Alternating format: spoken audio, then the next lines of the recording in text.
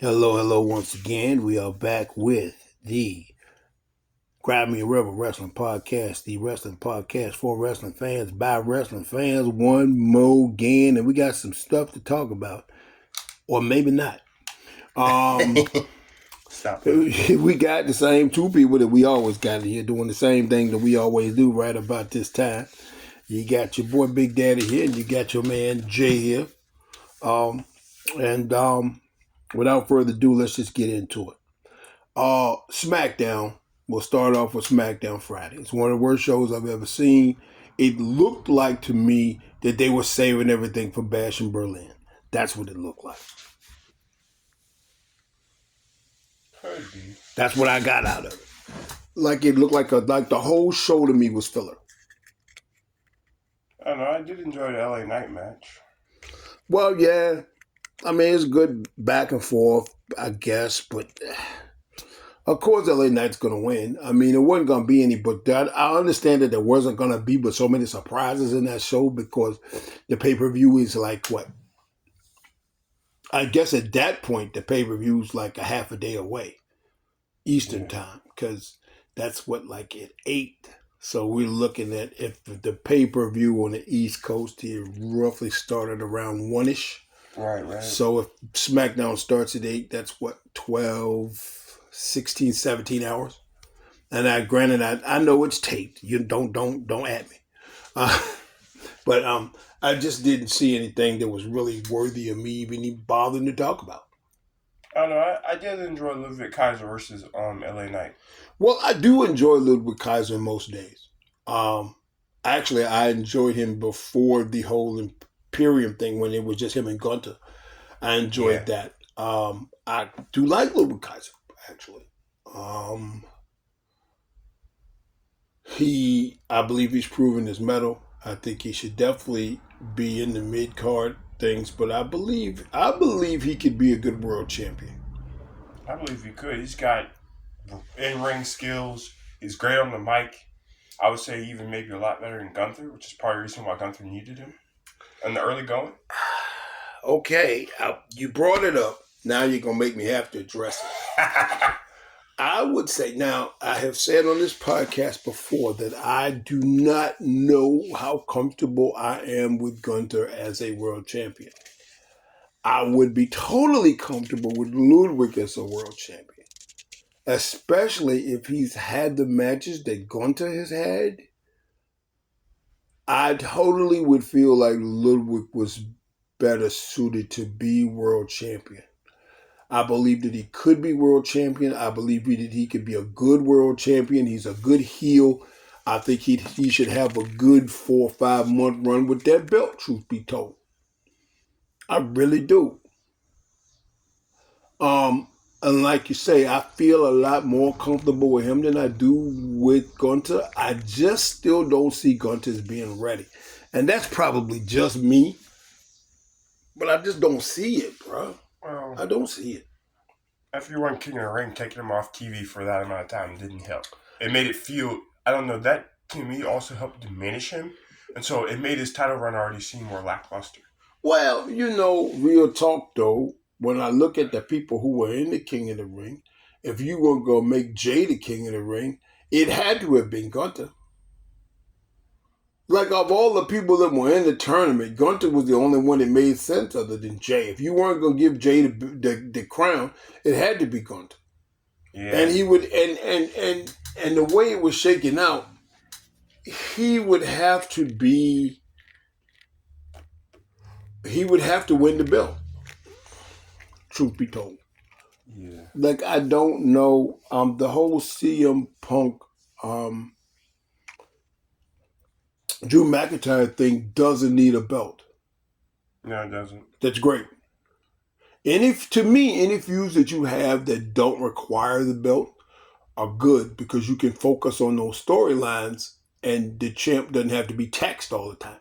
Right. Because that's going on regardless of who's the champ or whatever. See, they could have the belt, and that would add one more thing to that, but it doesn't need a belt because that's happening regardless. It's like a blood feud. That's happening. Exactly. And in a lot of ways, you don't I mean, you may have a stake in it, but you don't care because it's not really for a belt. You know that whoever wins this match is just, they win the match, they got the bragging rights or whatever, but no titles are going to change hands in this match. So That's true. on some level, there's no kind of pressure necessarily.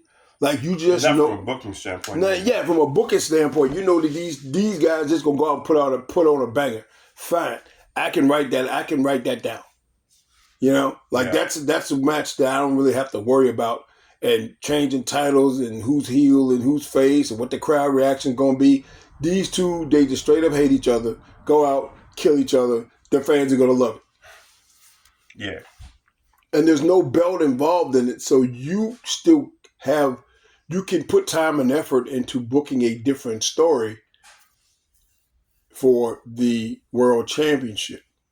Yeah. Which even now, even with Gunther, is still being booked better than Cody's run. Yeah. I don't know how to feel about that. It's still being booked better than Cody's run. I don't understand why Cody's run is being booked the way it is. But even now, I mean, I don't like the idea of Sami Zayn challenging for Gunther's belt because, again, that's not a thing I think is going to happen. At the same time, I don't know who they're going to put up against Gunther until he drops the belt. And he has to have somebody to challenge. Just make him switch shows and he can fight Kevin Owens, everybody's favorite guy to fight. Or fight Owens, fight. Or Kevin Owens could switch shows. That's what I'm saying. Just have Kevin Owens switch shows. Or Kevin could swap places with Randy, and Randy could go back to SmackDown, and where he was supposed to be. KO could go to Raw, where really that's where he made all his bones. That's where he won the championship. He won on Raw. So Kevin was never the SmackDown champion. He was never a SmackDown champion. He just wasn't. Come on. So I mean, he made all his bones on Raw. So put him back on Raw. Let him challenge for that. But see, he's a legitimate contender. And I don't know if you want to put him up against Gunther yet. Because he could drop the belt. Gunther could drop the belt to KO. It's perfectly... They already been pushing how KO hadn't had a singles belt in, 7-8 years. Mm-hmm. They're already pushing that narrative. That may be something down the road that they do explore. Yeah. They may. Could be. But I don't think you want Gunther to drop the belt just yet. Is he going to have a Roman Reigns run? Probably not. But then again, he doesn't need to. I'm guessing you still want to keep him in the main event title picture. But I feel like that picture is going to get a little crowded. Because you still got DP in there. He shouldn't drop down to the mid-card. Most assuredly not. Well, I mean, you got all these other guys getting elevated now, too. Like Braun Breaker. Well, at some point, Seth's going to come back. Yep. So, I mean, I don't... And it looks like you're trying to elevate Big Bronson Reed. And at any point, if you do need a legitimate contender... You can always make somebody fight Sheamus. Because, like, he's got enough of a rep. It's like, it doesn't really matter, like, who it is he fights. It's legitimized. It legitimizes you as a champion because he's Sheamus. Like, you're still fighting the Celtic War. Does it still, though? I don't know. Sheamus doesn't win anymore. Well, neither did AJ Styles, but... AJ Styles left. I'm done. I can't do this with y'all no more. Speaking of Kevin Owens, though, how we were talking about earlier, so yeah, what was your favorite thing about SmackDown for it?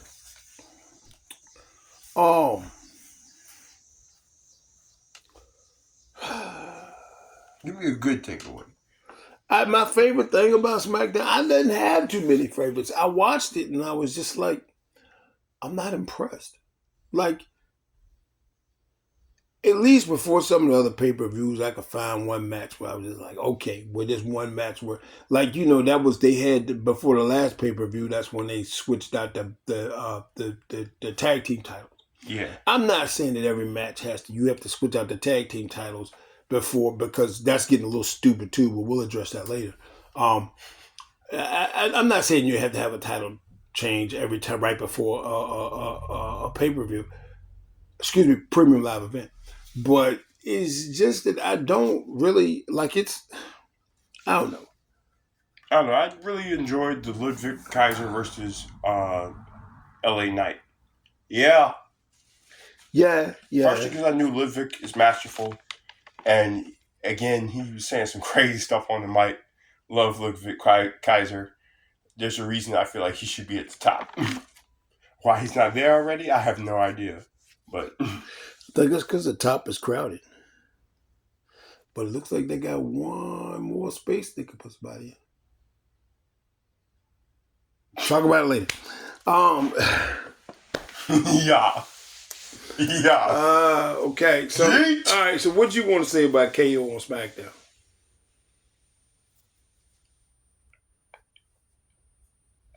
Because I know, because KO's been doing this whole thing. He's been breaking the fourth wall. He's been saying, this and this and this. And that's KO his is favorite thing ever. being quality KO, being KO, the troll that he is.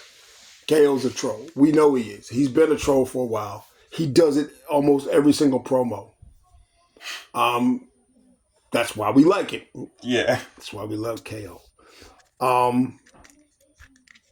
He probably may have been the best part of that. I mean, I don't know where we got with Logan Paul. Did he just went poof? He got beat up. That was kind of weird. Because also, like you said, you even talk about one of your top guys. He was really good. Like, he could put on a banger at a moment's notice. Like, he's literally like, I don't know, 2.5 in the wrestling business. Maybe. And he can say whatever he wants out of his mouth, and he sounds good on the mic. He's one of the only people that you got that can go blow for blow with some of those guys on the mic. And he's a natural heel. That's what I'm saying. See, okay. Here's another part I didn't like about SmackDown. So Solo has to open his mouth. Yeah, it's kind of better when he doesn't. I feel like. I'm not impressed with any of his promo skills, and it's not necessarily the things that they give him to say. It's the way he delivers the lines. I don't feel like I'm not okay. When Roman Reigns spoke, I was like, dang, right. The way he delivered the line, and maybe that's not fair because Roman has a bit of skin in the game as opposed to Solo.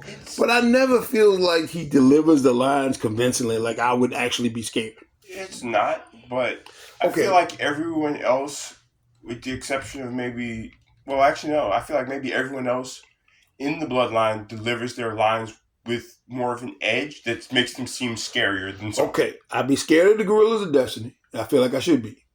Like if you watch them on the indie circuit and you watch the Gorillas of Destiny tag team, you have good reason to be afraid of them. If I watch Tongaloa on WWE, I might not be afraid. You can walk away from him. Yeah, you can walk away from him. But which is another whole thing I don't quite get.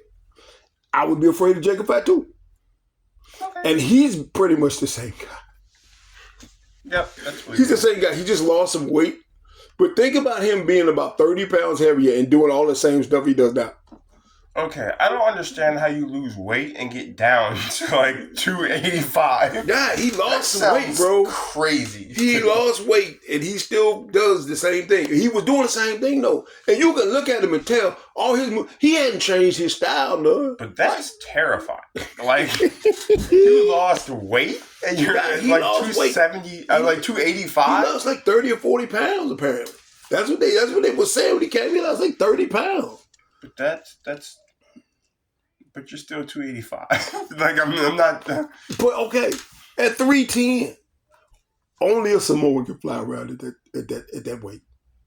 A Samoan? I.e. Bronson Reed. No, a Samoan and Kane. He may be part Samoan. Like, I think Kane's part Samoan. you'd be like, what? No. He's taller than all the Samoans though. The Samoans aren't necessarily that tall. And he's actually not as big as they are. He's more tall. Wow, he's tall. Like he fills his frame out. He does, but I mean, some of the Samoans, like these dudes are just big. They're like these dudes are big. You would not even think that you could have that much bulk on one frame. Yeah. Because they're not tall enough to have that much size, but they do. Yeah, Kane was what, 3 1/4? Yeah, somewhere around in there, about like 3 26. Yeah. Why can you do a parkour roll at 3 1/4? Well, his signature move is off the top rope. That should bother you. It should bother you if you have to wrestle him. It bothers me if I'm a trainer, because the first time I watch him do it, I'm like, he's going to kill himself. And then he does it. And then, like, he does it again because the match is long. It's like, oh, he's got this move? Like, that's his thing? Okay, all right, I guess. All right, well, let me go check on the other guy then because he's fine, I guess. Apparently, that's what he can do. But anyway, yeah, I don't really feel convinced that the way he delivered, I feel like maybe Jacob should be the head of the. I mean, even Tongaloa, when he delivers his lines, seems more threatening, I feel like, than Solo Sikoa, which I feel like is a problem. Because everybody feels like, even when they're not doing anything, like, I don't know, it's the way he delivers his lines, it makes, I don't know, he doesn't feel very scary.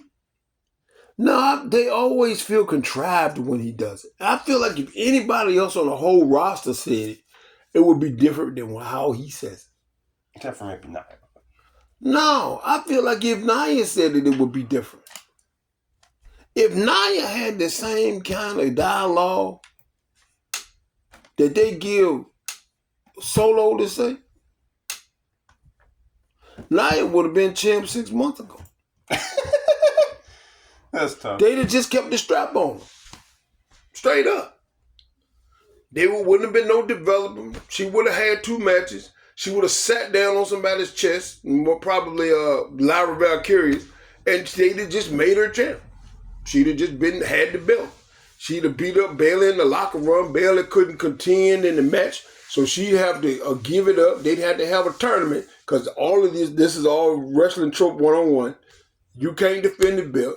You got to give it up. We have a tournament, and I win the tournament, so I get the belt, even though I have never officially defeated you, which gives us storyline down the road that me and you can fight, because I never actually beat you for the belt. You never lost the belt, and I never beat you for the belt. So now we don't have to do this right now, but that's a thing. Well, we can come back to it. It helps you keep your edge, if you know what I mean. You're Adam Copeland. Yeah, and I actually do meet Adam Copeland. yeah. You can do that later. Well, you never lost the belt. You never lost. You never beat me for the belt. So then there's that. They come back. So that's a thing. I understand it. I understand that's a booking thing. I get it. That's a booking thing that you don't have to do right away. You can save that. If you got another hot storyline, you can put that in there. You can put that. You can shovel that down the road. That's an idea you just got on the back burner, and you can slide it up to the front burner whenever whatever storyline you got stops playing out. Right. I got it. That makes sense to me. Like, we've been doing that for years. It's not a thing. Yeah. Like, it's no surprise to anybody. But I don't know. I'm just not impressed by him delivering his lines. I was more impressed with him when he was the street champ. I don't know. He seemed more threatening when he was the street champ. I feel like that edge, that aura he had was better, and it was more terrifying. And I don't know what he needs to do to get that back, but you need to try to recreate that. Because that Solo Sikoa was scary. That Solo Sikoa you don't want to fight. Yeah, that's not a Solo Sikoa you want to fight. That was the one that, until they made him start losing all the matches. Even then, though, it still kind of seemed like crap. Like, even if I do win, I still got to fight Solo Sikoa. Like, yeah, you will always have to fight. Yeah, like, it doesn't matter who you have to fight. Yeah. You will be fighting Solo Sikoa. And like, you knew you could win, but you were like, crap, I still have to fight Solo Sikoa. Yeah. And so that felt like its own thing. It's like an underlying narrative in itself that nobody wanted to fight him because they all knew it was gonna suck for them. And so even then, even when he was losing, it kind of still added something to his character and was like, crap, we really don't want to deal with him. Yeah, right. He's a menace. Yeah, right. And so, I don't know. I feel like he needs to try to do something to get back to that. I need that Solo Sikoa back. Then tell him stop talking. Tell him shut his face. Give me the thumb. Jamming somebody's windpipe.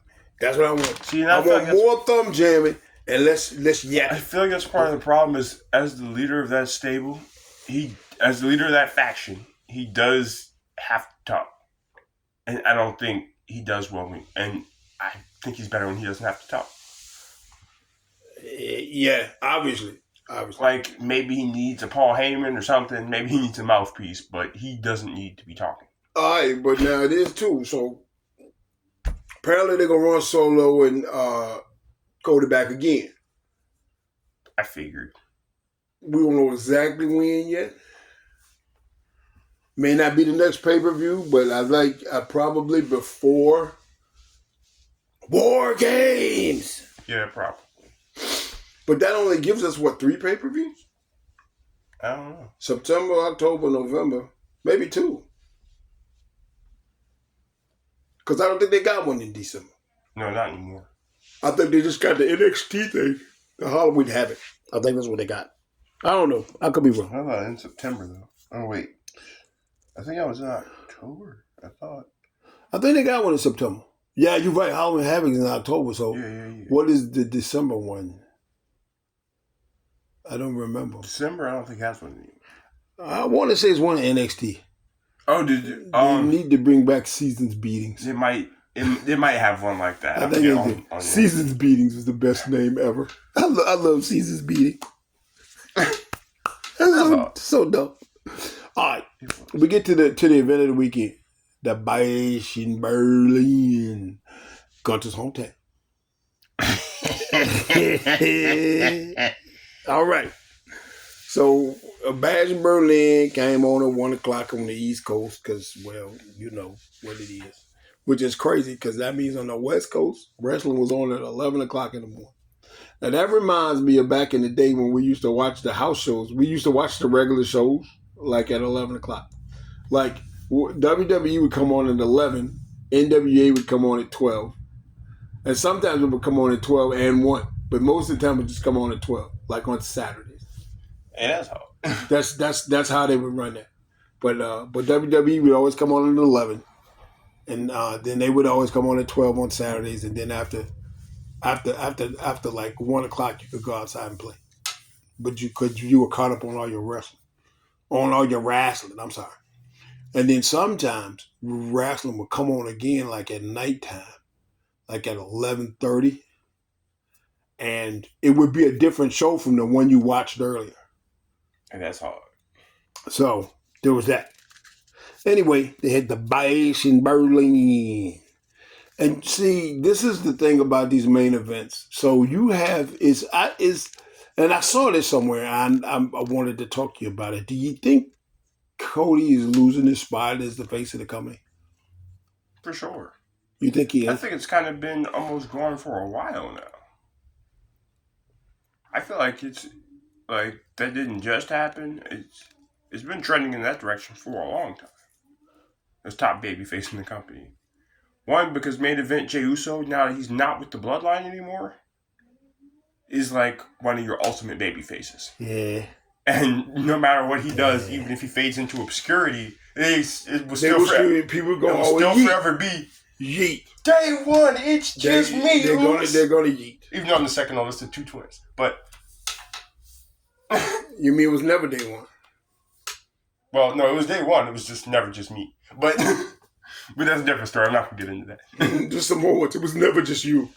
Right. Trust me when I tell you that. It was never just you. But yeah, I feel like you have him. You've got Rhea Ripley, obviously.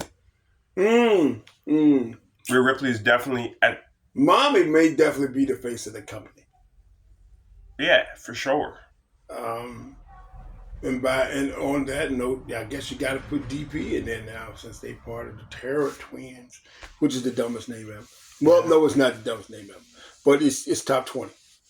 Well, and I don't feel like he's more of a babyface than LA Knight. Like LA Knight has. That's interesting, and that's a mistake that I'm fairly sure they made because they won't capitalize on LA Knight being him. I don't feel like they capitalize on that enough. That's just me. But well, they won't because they're afraid. They're afraid. And because LA Knight is old. In wrestling terms, LA Knight. I said that never stopped you from bringing back Goldberg. I don't want to hear it. Different top guy. Yeah, but this one can actually talk too. But this was Goldberg. Goldberg was one of his guys though, and that was the thing about him. He was loyal to his guys. Brock, Goldberg. Yeah. He was loyal to his guys. Hogan. There's no way Hogan should have been around as long as he was. That's true. And Hogan should never have been allowed to come back as many times as he did. That's also definitely true. But, I mean... I don't know. I feel like... he was loyal to his guys. I don't know if Tripp is as loyal to... well, he's loyal to a couple of guys. But they're different guys. They're different... I mean, by that, they're different body types. They're different personalities. And that's... not knocking that because I can't. Because their business has definitely had an uptick, to say the least. So I can't say there's that much wrong. Now, I can... definitely pick apart some of his interesting booking decisions, I'll say. I don't know. I feel like... but, yeah, they're different guys. It took them a long time to even give LA Knight anything. I feel like he was starting to get squandered. And he fought for the world. He fought for the championship. I feel like he is one of those, based on his ring work and the types of things he can get over with the crowd, he's a top-level guy. He doesn't need to be the U.S. champion. He should be in the mix for those, for the big belt. I'm already knowing, and he keeps getting knocked down. Of course, I don't know why I'm telling you this because I'm preaching to the choir. That's one of the things that keeps angering me is because you keep knocking him down. I don't feel like Cody at this point is even a bigger babyface than Randy Orton. He's not. Well, now does that factor into the fact that you put the world champion on first on the pay-per-view? See, and I thought about that. I was like, what does that say about the guy that's supposed to be the face of your company? That's what I thought instantly. Maybe that was just me, but I instantly thought, what does that say about the guy that's supposed to be the face of your company if he goes on first? He went on first. Now, this is not a knock against Gunther. It's definitely not a knock against Randy. But they went on last. Now, this belt is the belt. Now, is this the reason why you did it, though? Because you've been trying to make this belt valid since you bought it out. Because people kept saying it's a secondary belt. Yeah. Now, would you book that belt last to try to put some importance on it? I feel like you could, but still having your top babyface in the company supposedly go on first, even before a match that's not a non-title match, is still wild to me. That's just my personal opinion. If it wasn't, especially if it wasn't like women, these are all dudes. And again, he's fighting faces. Yeah. He always fights faces. Why? This booking that he has is horrible. It's not that and I saw this tweet the other day that said that Cody should drop the belt because he's a way better chaser than he is a holder. I feel like that's really true. But that's not his fault, though. They put so much energy into him in the bloodline, excuse me, that when Roman went away, there was nothing left for him. It was a void. When Roman left, as a matter of fact, I don't even know if he's as big a babyface in the company as Roman is right now. Oh, he's definitely not. I would say nobody is, really. And Roman is huge and not around. Yeah. Which is great and masterful that you did that. You booked him as a face, kind of like the real thing, and he wasn't around. But he's a face. And when he left, he was a heel. Now, with Rhea, it didn't matter because she was a heel and they loved her. So, with Kevin Owens in this match versus Cody Rhodes. I feel like almost in that promo before, it almost felt like he was about to turn heel. And they felt like they kind of hinted at it. I'm not going to lie. After Cody won the belt, I thought Kevin Owens was going to beat him up. I really did. I think they have been teasing it because they teased it in the tag team match before. And then they teased it again. I don't think they're ready to turn him heel because somehow I think he's going to end up in that Bloodline storyline. Oh, yeah. I forgot. He is the Bloodline. Storyline. Yeah, you know the Bloodline family, and I'm fairly sure that he done fought them more than they fought amongst themselves. Like literally. Like action. Yeah. So I don't know about that one. I still don't know what they're gonna do with KO. I think that would be a compelling storyline to go ahead on to turn somebody heel to fight Cody. Right. But this booking Cody has is horrible. I mean, it is absolutely putrid. It's hideous. It's hideous. And I can't even put a one boot on that because it wasn't the worst thing I seen this week. This has been going on since WrestleMania.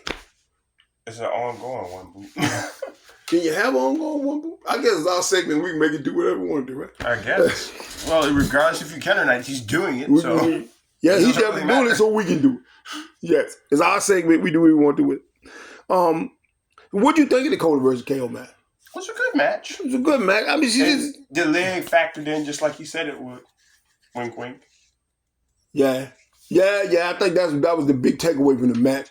Is that at least that's what Bad News wanted you to think anyway. Right. That he was actually supposed to win, but he didn't finish Cody off. Yeah. And see, I don't know. What? You gonna say something? I feel like that was the chance you should have turned him heel after that then. Because especially after he lost like that when he could have won. But maybe I guess you got to let that build, I guess. I don't know. You don't have to let it build. You didn't let it build when Shayna was turning on Ronda. I know. You ain't let it build because Ronda was like, I got to go. Deuces. So Shayna's like, all right, okay, I'll beat you up. But, I mean, there's ways you could have done it because, like I said, they've been teasing it for a while. I don't know if they're going to have a tag team match and some kind of way. They do the old school thing where KO don't get the tag from Cody. Yeah, you know how they do. Like he doing something else, each one try to tag and where were you at, blah, whatever. But I don't know. I think they're going to hold on to KO as a face a little while longer. And I like KO as a face because essentially he's the same guy. Yeah. So it's not going to be that much of a switch for him, but... Well, the difference is you don't get jumped. That's the difference. As much. I was about to say, that's not true. Yeah, so you don't get jumped as much. Because if you got anything to do with the bloodline, KO was jumping. But that's different. That's the bloodline, though. Yeah, I know. It's specifically like that for the bloodline and him. Just like because it's been like that for the last 4 years. I feel like the bloodline's last name is Steen. Yeah, and he doesn't appreciate that. Yeah, it's like his brother. And you know how brothers fight? I feel like that's what that is. There's an ongoing feud. If you know, then you watch this whole thing transpire over the last 4.5 years or so. KO has been consumed with the bloodline. Yeah. So I think at some point you have to rectify that storyline. And if you do, you can't make him heel when he does it. He has to be face. They have to cheer. You got to rectify that some kind of way. Yeah, I reckon you're right. Because it's been going on too long. All right. What's next? Another case of terrible booking. Jade Bianca versus the Unholy Union. Personally, the Unholy Union has grown on me. I believe their championship, I think they held the championship for 77 days. I think that Something was like the that. stat Yeah. that they had. Their run was crap, and it was not on them. It wasn't. It wasn't. I feel like you could have done so much more with the Unholy Union than what you did with them. Okay. Ultimate bollocks. And this is the reason why. How is the first time these belts are on all the premium live events until they win it, and now they're scrubbed from premium live events? What in the crap is that? That's hideous. It's poor choice. It's not good booking. And now all of a sudden they're allowed to be on premium live events again. And Blair Davenport disappears. Right? And then there's that. I hadn't gotten that far yet.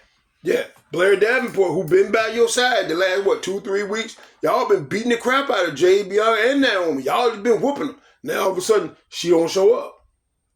What, she got travel visa issues? What's going on? What, she at Offa's funeral? What?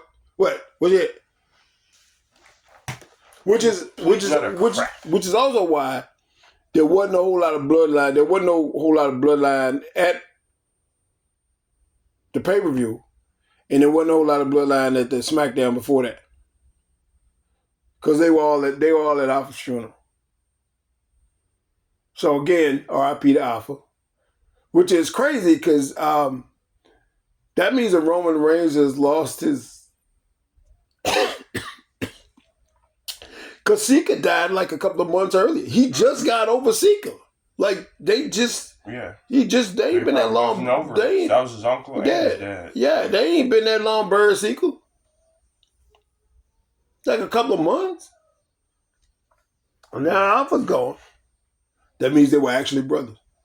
Yeah. That they died close together like that. That's what they say. I never heard that. Actually. They died close together. Yeah, like a husband and wife. The husband died and the wife died 2 weeks later. Yeah, they really did love each other. Yeah. And they did. And everybody that talks about them talks about the love that they have for each other and the love that they have for their families. So yeah, that's part of the reason why the Samoan dynasty is what it is. For sure. Like, partially, they also have a certain level of respect for family just in general.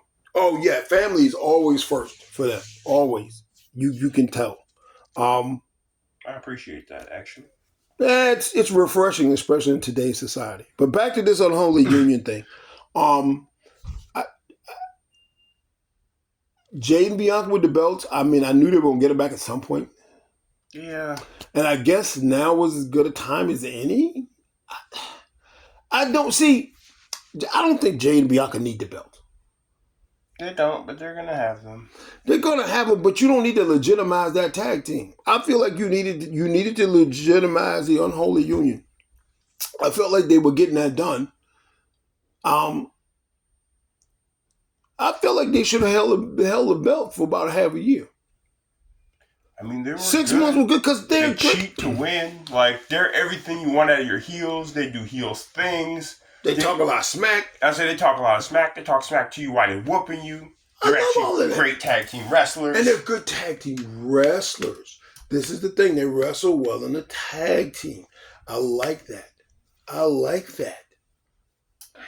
They're good at it. So yeah, and I don't know. Like I said, their booking was horrible too. And like I said, I don't think.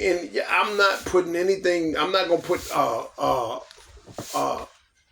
the unholy union down there. Their booking was crap. It was absolute crap. It was really the worst. Yeah, it was the worst. Like, first of all, I understand why you want to put Blair Davenport in there because you want to elevate her. But she can go fight Lyra Valkyrie. Okay? She don't need to be involved in that. Or have her actually fight Naomi like she was supposed to be doing the whole time. Or you can have her fight Naomi. That's a beautiful way to elevate her. To be doing the whole time. Excuse me. That's an excellent way to elevate her. Because she's wrestling one of the best in the business. For sure. Blair cheats to win. Okay, fine. That'll work. That way you protect Naomi. And you boost up Blair. Well, also, it just doesn't make sense that Blair was around and then now all of a sudden she's not. Yeah. I get what you're saying, but maybe you just need to add Naomi just to come out and help them just because it doesn't make sense that Blair is now all of a sudden gone. Yeah, where did she go? Well, first of all, I don't understand why you would involve her in a 3-woman tag team.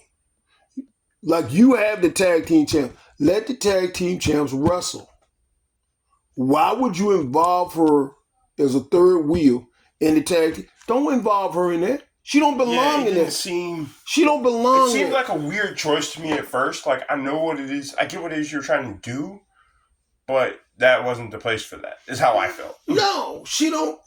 Because it felt weird to me. I'm gonna put it out there, and I probably shouldn't say it. But I'm gonna put it out there. I don't think Blair's on the level of the witches. She's not. At least not yet. I feel like she could be, but she's not there yet. Well, she's not there yet. She's not supposed to be there yet. The witches had the belt for a reason. They were a good tag team. It won't just because you were shuffling the belt around. They were a good tag team when they united the NXT and Women's Championship. See, they were a good tag team then. They had a masterful showing then, actually, even though they lost. See, that wasn't their first time being champ. So they know their way around the scene. They know how to do this. And they know how to be champs. More importantly, they know how to be champs. They do. They know how to be tag team champs. I don't understand that. That was baffling to me that they lost the belt because I knew that Jay and Bianca was going to beat them. I did, but I didn't want them to. I didn't either. I would have appreciated, I wanted them even to maybe take a chair and bust Jada Bianca in the head with it and get themselves disqualified. That way, you could be like, well, Jada and Bianca won, but they didn't win the belt because they got disqualified. That way you protect both sides. And then you got a pay-per-view next month, don't you? Just get to them then. Well, also, it would have made them seem a little bit more terrifying because it's like, whoa, they're just hitting people with foreign objects now in regular matches? They don't care. Like, they really don't care. And it also makes them think, like, oh, they're also smart heels because they know that they were going to lose. Because they have the champion's advantage, Cole. Yeah, because they know that they were going to lose until they end up with a chair. Like, that's right. Yeah. So I saw the match. It was a good match, but I didn't really like the way. I'm not going to say I didn't like the ending. I'm going to say I didn't like the way the match ended, if that makes any sense. Yeah, you didn't like the decision. I didn't like the decision at all. And I knew they were going to go over. I did. But you got to put the Unholy Union back in that mix for the tag team championship, and they have to win. And they got to hold the belt for longer than 77 days. I know you've been hot potato in this belt, which is horrible. Well, this is the first time it's been back on a premium live event in a minute. I mean, yes. Yeah. After they won it, it was gone. See, and they haven't been on a premium live event since. Yeah, and then you put it on Jade. The only reason why you had it on there was so Jade and Bianca could win. See, I feel like that's clown. I don't like that.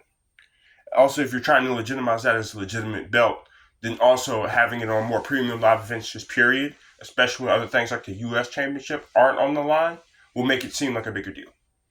Yeah, and then you have them win those matches. Yeah. Yeah, and then they come up on, then they show up on Raw. Guess what we got? Guess what we defended at the pay-per-view? Guess what you need to get in line? That's what you need to get. You want some? Come get some. That's what you need to do. And book them like the badasses that they are. Because they're nice together for real. I like them too. I really do like those two. And truth be told, the moment when they won the belts, where they were, in their hometown. Yeah. Which actually might have been closer to right. Yeah. For sure. How did WWE do that? I guess even a blind squirrel can find that. Right? Because they're actually in their hometown. Yeah. And they won that. What did he say? That was a genuine emotion. It was. And I think you should have bashed in that more. That should have come up more in the ring. I feel like it should have. Because I felt like, even the fans were having a good time with them when they won because it was a genuine, everybody was loving it. Yeah, because they were loving it, the fans were loving it, everybody was like, oh my gosh, I can't believe it, they won the belt. Yeah, and at that point they weren't heels, they were faces. Yeah. Because the roof was coming off of that place when they won. Excuse me, they won the championship. The roof was coming off of that place when they won those belts. Yeah. They did, and truth be, they deserved it. They did. They deserved it For sure. But 77 days they did not deserve. They didn't deserve all the crap, lackluster things that happened after. They didn't deserve. I'm saying they didn't deserve being saddled with Blair Davenport. There, I said what I said. They didn't deserve that. The Fusion Collective was going to get a rematch, quote unquote, air quotes, right after, and then didn't. They didn't deserve all of these things. Is that a Pokemon special? No. The Pure Fusion Collective? No. It's actually a faction in the WWE. It's actually a faction in the WWE. Like a real faction? Well, I don't know, because apparently they can't do things, so they're not allowed to win. They're not allowed to really do anything of note. Well, that's because maybe they're not a real faction. Well, that's only because they have the curse of Shayna. Anybody that's associated with Shayna is not allowed to win anything ever. You know that, I know it, and they know it too. And I'm sure Shayna knows it. Yeah, that's corn. I'm sure Shayna knows That's corn. Because if we know it, Shayna's got to know it. Yeah. Shayna might say, you know what, don't team with me. Because you're not going to win. If you want the belt, you're going to have to turn on me. That's corny. Beat me up in the middle of the ring. That's corny as possible. I hate it. If you want the belt, you got to turn on me. That's how that's going to work. I was like, oh, Shayna Baszler's not allowed to have nice things? That's corny as possible. She's one of your best stars, but it's fine. All right. Now, we almost halfway through the card because you know they ain't got but like 5 matches now. Yeah. So next they had McIntyre and what the boy name? Phil. Yeah, and CM Punk. Yeah, so you had so you had CM Punk won the strap match. I knew he was gonna win. I knew he was gonna win. All right, but I want to talk about the mechanics of the strap match. No, we do need to get into that. Bollocks. With the momentum and the red and they turned everything into what the stoplights with the red light, green light, go. I mean, I was like, we're playing red light, green light now. We're playing red light, green light. That was playing, and then the light cut off because the momentum stopped. And what the hell, WWE? What are you doing? That was a travesty to like wrestling fans. We already know what this match is. I don't know what that was. I guess that's how you do it now. No. When I came up, I never had no red lights on the Indian strap match. Because that's what they used to call it back then. They used to call it an Indian strap match. And like 3 dudes ever used the Indian strap match. Terry Funk, Wahoo McDaniel, because he was allegedly an Indian with the name Wahoo McDaniel. But don't start. It was Wahoo McDaniel. It was Terry Funk. It was somebody else. And they were like bull rope match. Now see, that's Dusty's match. But it's essentially the same thing. Not exactly. Essentially. No. The Texas bull rope match is more like a dog collar match. I guess, yeah. Which I don't think is Dusty's match. I think the dog collar match was a different match. But you know, there's one dude that used to star in the dog collar match. For sure. That was Junkyard Dog, JYD. That he was the dog collar match. When he wanted to blow off a feud, put that dog collar. He come out doing promos with the dog collar on. But also, we need to talk about what that crap strap was they had. What happened with the last time when they had the little thing like the belt and you cinched it up. Yeah, you cinched it up and it didn't come off. Yeah, this strap came off every 3 seconds. It came off all the time. What's happening? And they'd be all trying to be sliding back on the wrist and stuff. Look, the referee came up and put it back on CM Punk. I'm like, bro. CM Punk put it on one time by himself because it didn't come off. I know. He was hitting it. Came off several times. It came off. It was awful. I was like, you're supposed to cinch it up for a reason because you're not supposed to be able to leave until you defeat your opponent. It's because CM Punk has little tiny wrists. Bro, I don't know. That was corn. I hated that. Yeah, boy. And so, all right, we got to address this too. So, your boy had the bracelet. Where did he have the bracelet? He had the bracelet in the tights. Yeah. Then he took the bracelet. What did he do with the bracelet? He got it back and put it on his hand, and he finally tapped the rope. and won the match. But then he kissed the bracelet.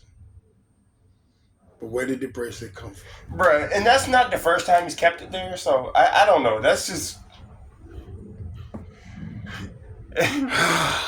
I don't mean anything wild by saying this, but you might gotta preface that with a no Diddy. I don't know. See? That's wild. See? Exactly. That's wild.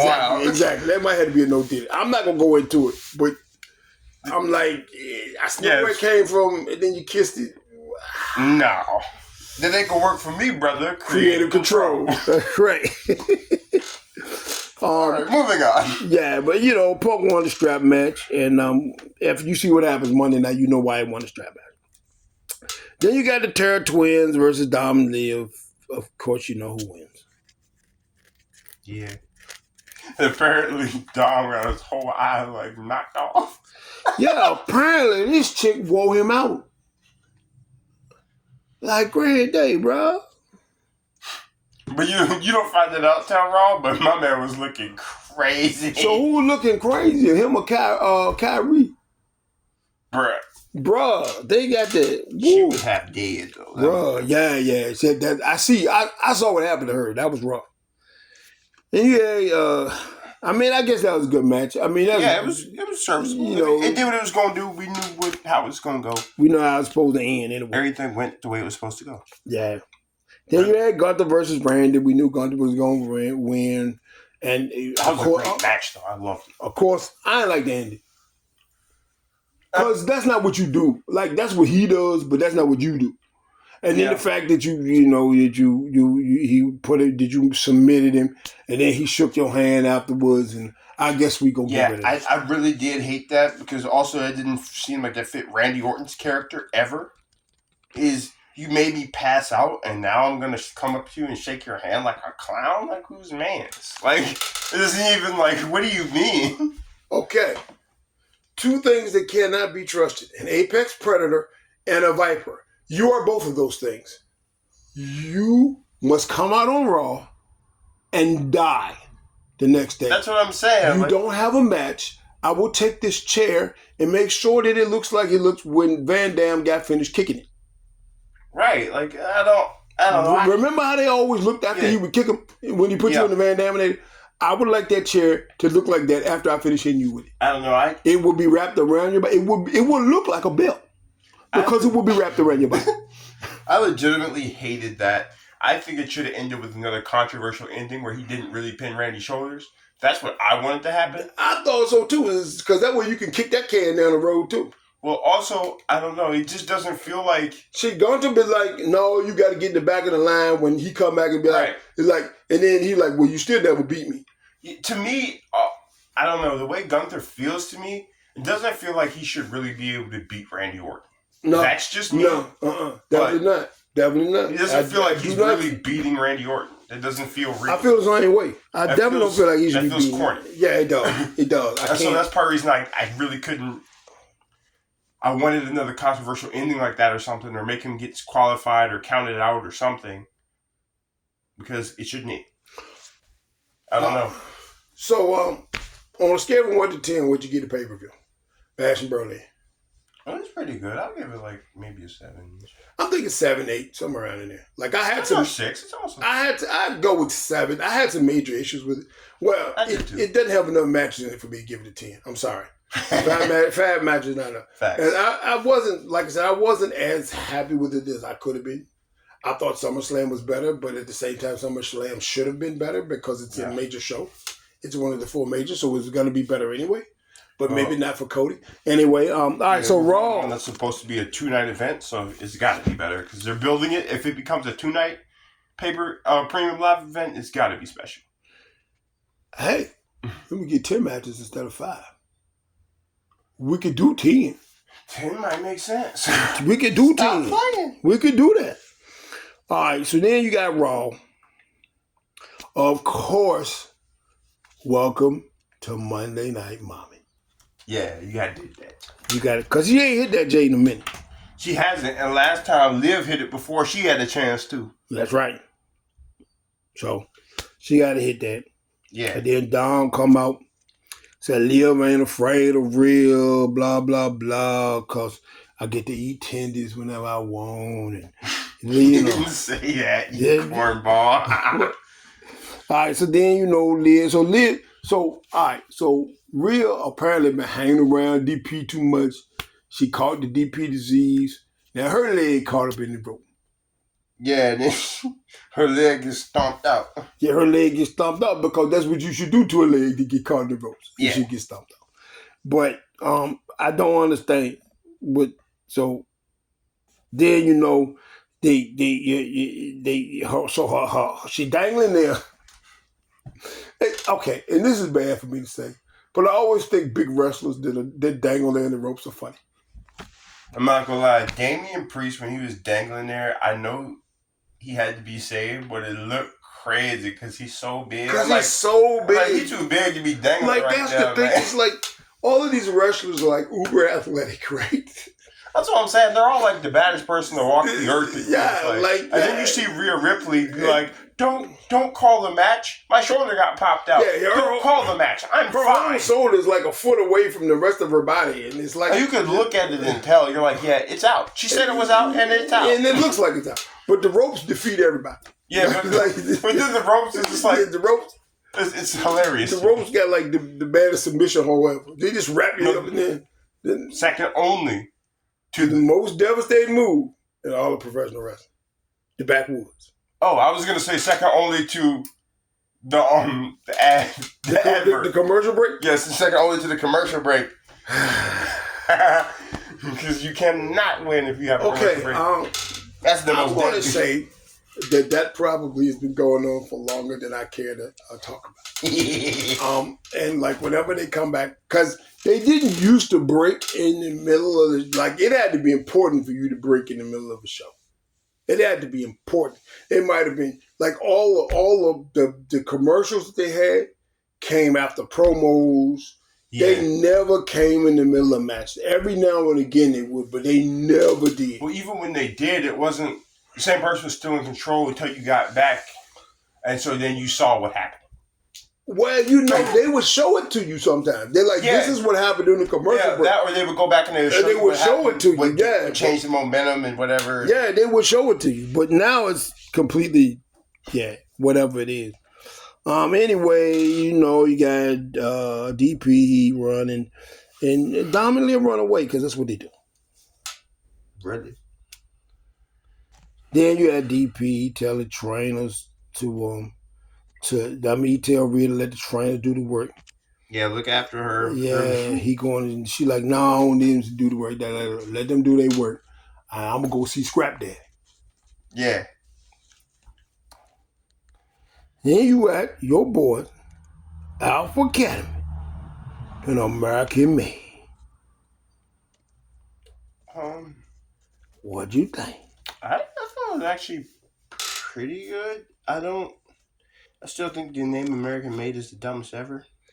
I know what it refers to, but it's dumb. I do too, but the name is still beyond dumb to me. So how'd you like the ending of that? Because what Av and Al made old girl tap out. I feel like it went as it should have went because they have the numbers advantage. And numbers advantage always means you get distracted. And you can't beat someone that has a numbers advantage over you. This is wrestling. You cannot do that. It's not possible. Unless you're Bobby Lashley. Yeah. Or apparently Damian Priest now. Yeah. But that's a different story. Well, that's a later story. Anyway. Yeah, it's a later story. It's the same story. It just happens later. Yeah, you're right. It's a later story. But it's not a different story. Then, Chad say, let's hear from American Made. And you know what's coming. Yeah. Your favorite uncle. Yeah, then he goes to challenge his favorite uncle and shout him out. Not Uncle Bernie. Not Uncle Sam. Your favorite uncle. Uncle Howdy Doody. And so now they're going to have... Now they got an 8-man tag team. So we got the Creed brothers, Chad and Ivan Now versus probably Eric Rowan, Bo Dallas, and either Joe Gacy or Dexter Loomis and Nikki Cross. Well, do we think that how he's even going to be one-on-ones to wrestle them. Because you know what? He may not. Thought about. And that may be how they win the match. See, and I thought about that because they have the numbers advantage. Yes. There's 5 of them, and they're 4. They have the numbers advantage. So that may play into it. And I thought about Uncle Howdy sitting this one out, but him being a part of the match. See, I thought about that too, and that I feel like fits better to me. Yeah. Well, I don't know. Because I feel like you could put Eric Rowan in the match with like 2 of the Creed brothers, and they would die. It's believable if Eric Rowan beats anybody, I feel like. Yeah, I can't. Eric Rowan was beating people up with like a whole person around his neck. He was wearing Ivy now like a piece of jewelry the other day, okay? He just, you can't. This man is huge. He was big when he left, but now he's meat. He really got bigger or smaller. He's a meat cast. No, what they call him now? He's a beef planet. Yeah, that's what they call him, a beef planet. Yeah. I was like, how you be a beef planet? A beef planet, a whole planet of beef.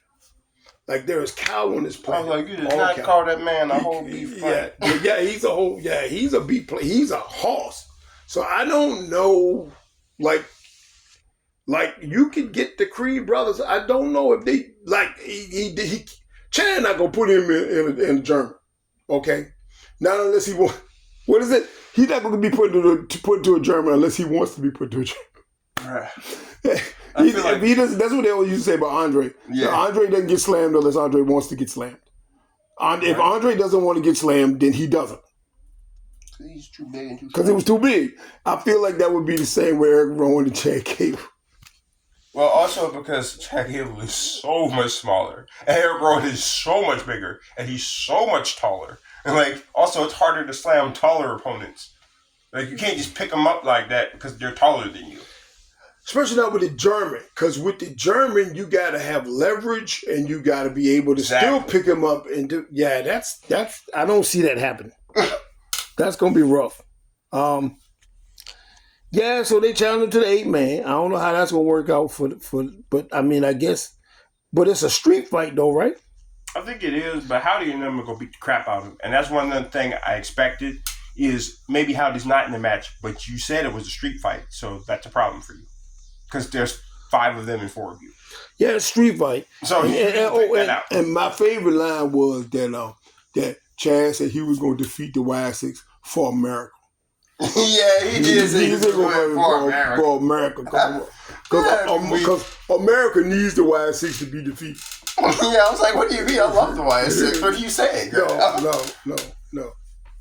Yeah, here in America, we need the Y6 taken care of. Yes, we do. And that was like my favorite line from the whole thing. Was like, before America, no bro. And then Uncle Howdy came on, was talking about all the stuff, talking about what was it? Something about his sanity and appear, whatever. He talking to Uncle Howdy nonsense, bro. I hate all that.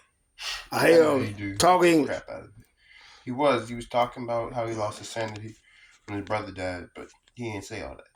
No, he didn't necessarily allude to the fact that his brother died, but that's what you could tell that's what he was talking about. Yeah.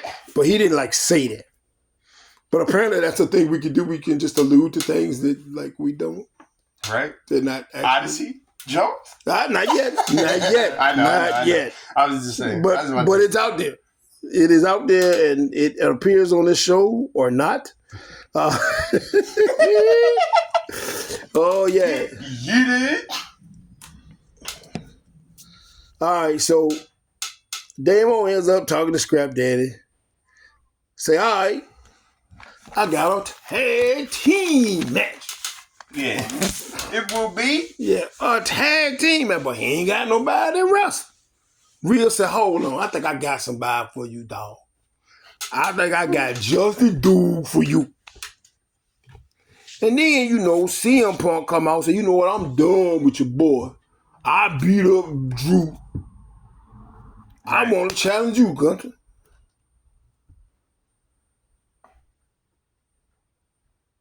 And then Drew come out and beat the crap out of him again.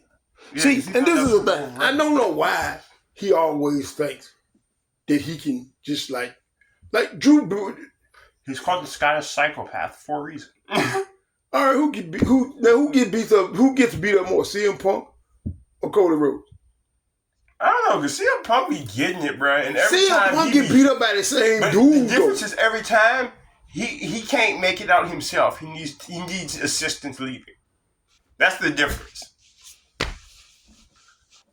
And every time it's so bad he can't leave on his own accord. So the last time CM Drew picked him up and threw him down at the bottom of the ramp, right? Right. So this time they got to stretch him out. Now he done took the bracelet off of Punk. Broke the bracelet and took all the beads and shoved them in his mouth. Now again, I know the last place them beads was. Yeah, that's disgusting. And no did. That's all I got for you. Well, also, if I was the villain, though, and I was doing the shoving, then that would make sense. Because I knew the last place they were, too. And so they're like, yeah, but... Drew is the greatest heel ever. That's what I'm saying. He knows how to do this. He thinks of everything low-key at once to be the ultimate troll. Yeah. Like when he was imitating them the other week. Yeah, sitting in the middle of the ring cross-legged. He said, great to be alive on a Monday night. He was doing his whole shtick, bro. I love that. Drew is great. And then they stretchering out CM Punk, and then he gets beat up by Drew McIntyre again. Oh, the classic eye gouges. Yeah, this time, Drew decided he was actually going to try to pluck the eyes from his skull on some Ray type time. Yes, we love eye gouges. 2024. Bring back the eye gouge. I need the eye gouge back. Shout out Randy Orton versus Gunther.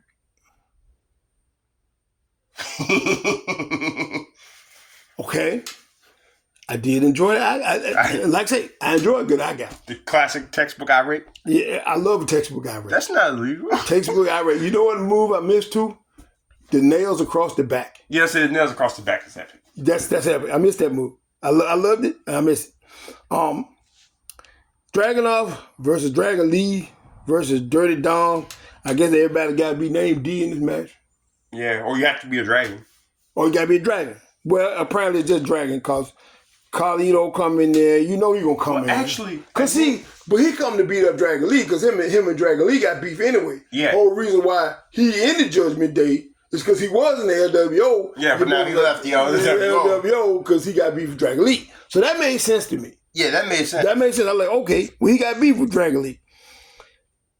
But then Damo, who got beef with everybody in the Judgment Day, got... Yeah. But it's also fitting that he came out too, because his name is also Damian Priest, also D. So really, that's true. It's just like One Piece. It's everybody's D. Yes. It was Darlito and right. and Dragon Lee. And then and so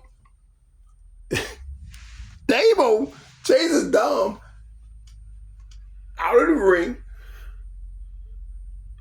Out of the stadium. Out of the stadium. Like out of the whole, like the rest of they're out of the arena. Well, if you saw, they out there getting concessions in the parking lot. Well, if you saw his eye, I don't want no more, nothing else they have to give me anyway. Wow. Dude's eye was straight swole, bro. I don't know what the world. Right. But yeah, so they scrap, and Dragunov wins. What do you think about that? I just don't like Ilya Dragunov, but it was fine. I never liked Ilya Dragunov. I feel like Dragon Lee should have got some love, to be honest with you. Yeah, I would have also, that's the other thing I was going to say, is I would have much preferred to see Dragon Lee win and go in that spot. Because, well, you know, I ain't seen neither one of them on TV for real. Why not? But especially as much as you pushed Dragunov when you pushed it. Well, as much as you pushed Dragon Lee at first, because you were making it seem like it was the biggest deal ever when he pushed him, and then you brought him down, and then you brought him back up. Well, I mean, like, he wasn't even... It was how long before anybody on any brand saw him even wrestle, because you kept promoting it like the biggest deal ever, which is what you should do.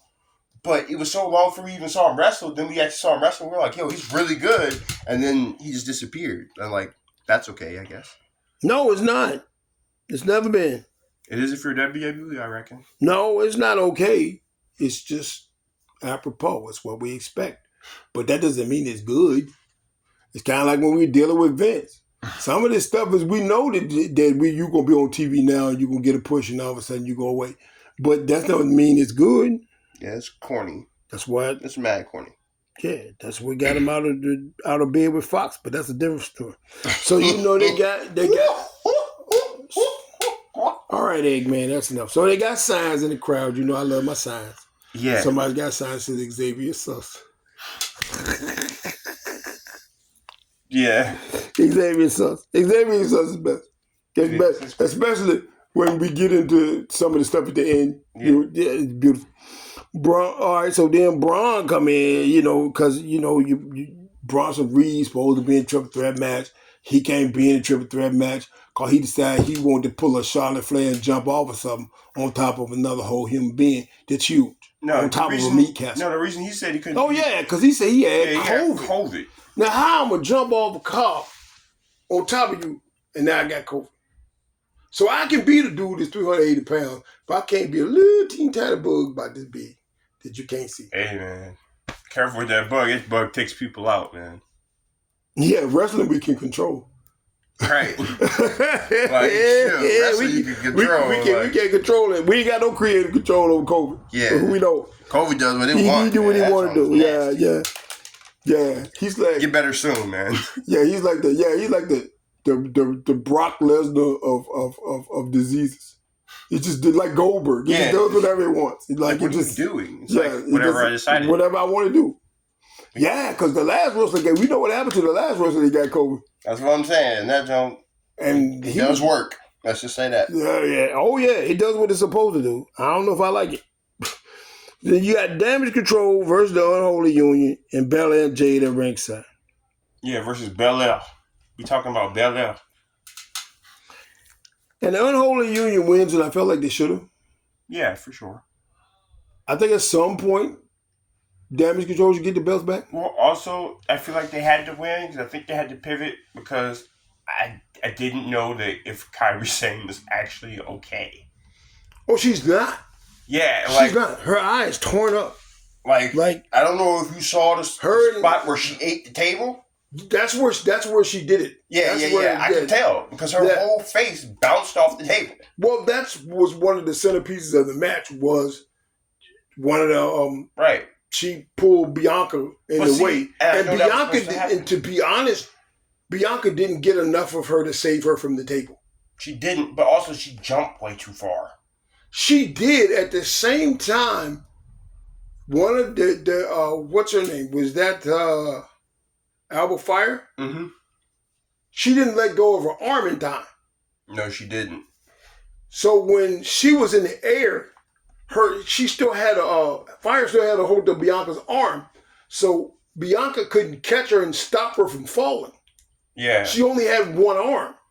And granted, Bianca is strong, but she's jumping from the turn. But Kairi is jumping from the turnbuckle outside. Yeah. And so it had to be the last minute because she had to throw Bianca in the way. Yeah. So it's not like they could have. It didn't have a whole lot of timing to try to work. Yeah, there wasn't. So when Bianca got hit, she didn't really get hit bad. But she couldn't stop Kairi from hitting the table. Yeah. Poor Kairi Sane, man. Yeah, I don't know how she was still conscious. She still got up and was acting like she should have won and was like talking crap. And I was like, bro, like you saw her like this in somebody else's faces, like mouthing off at her. Look, she went like this and rubbed the blood all over her face and around her mouth and was like, yeah, I'm scary. And I was like, you're still conscious? Yeah, you are scary. Like... I was like, I believe that. Yeah. I was like, you're actually really tough because me, bruh. Yeah. I don't think I would have handled that. No. Then I would have been like, bro, if you don't get somebody out here for me right now. I've been a little punk. I've been squeezing the hand. Yeah, a little punk. Bro, I would have been on the ground and thrown up the X. Yeah. Yeah, I would have been like, bro, give me some help right now. Like, I don't care. No, you don't get to throw it up. I'm throwing it up. If you don't give me some help right now. Yeah, then they all to tweak out. Like, of course, they all get the brawling, which is usually the way they end the show. Right. But they didn't end the show right there. But most of the time. Right. But that's a Triple H staple. Yeah. He loved to have a show either when he did to start and end with Braun. He does. That he loved That's to end. His favorite. Yeah, he loved to do that. But there was a show after that. Then you had Gunther coming in, giving his normal boring promo, talking about he beat Randy and we wanted the best version of Randy, so he said all this stuff about his family. And Sammy comes out. And I don't know. They did bring up an interesting narrative, though. Well, what? I hadn't thought about. What? Sammy is the only person to beat him since he's been on the main roster. Sammy is the only person to beat him, but Sammy's not going to beat him for the belt. So we already know that. Maybe. And while I like this version of Sammy, I think I like conspiracy theorist Sammy better. But that's a different thing. And he challenges Gunther to the match, and Gunther said no.